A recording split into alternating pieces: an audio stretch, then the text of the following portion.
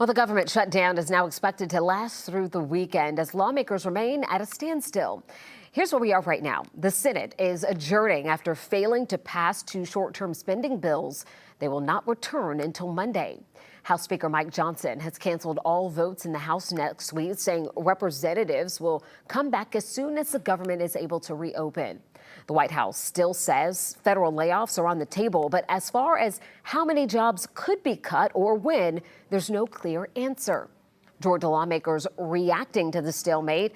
Democratic U.S. Senator John Ossoff releasing this statement, saying in part, more than 20 million Americans will see their health insurance premiums double next year without congressional action, while President Trump continues to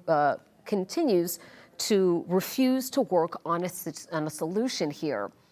Republican Representative Buddy Carter tweeting, House GOP did our job. Democrats shut down the government, cutting access to essential services, including telehealth.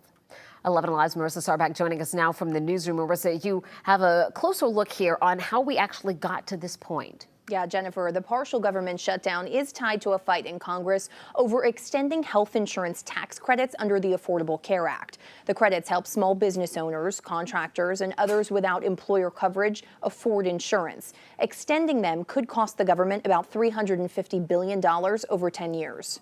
People who get their coverage through the health insurance marketplaces are going to be logging on in the next few weeks to see how much they're going to pay next year. And they quite frankly will be experiencing a lot of sticker shock because of the large increases. Matt McGough is an Affordable Care Act policy analyst with research organization KFF. He says the 24 million Americans who purchase health insurance through ACA would notice a sizable change in 2026 if the tax credits aren't extended. People can expect on average nationwide their monthly premium payments to increase 114% virtually overnight come January. Stephen Weinberger, a health insurance broker in Georgia, says if the premium tax credits expire at the end of the year, Georgians will certainly be affected. For Georgia, we're looking at double-digit gross premium increases. But other Georgia health insurance brokers like Galeb Zayed feel otherwise. He agrees the rates will likely go up, but not at the hands of the federal government. Every year, it's basically an excuse for the insurance companies, and this is my opinion,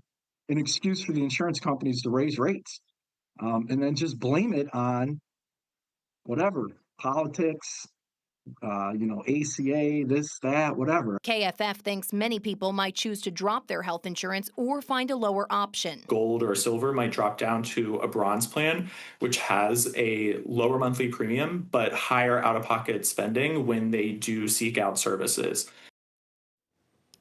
We'll find out what the 2026 Medicare rates are on October 15th. ACA plans will be available on November 1st when open enrollment begins. Jennifer? All right, thank you so much. And you can follow the latest developments on the government shutdown on our streaming app, 11 Alive Plus. It's free to download on your smart TV.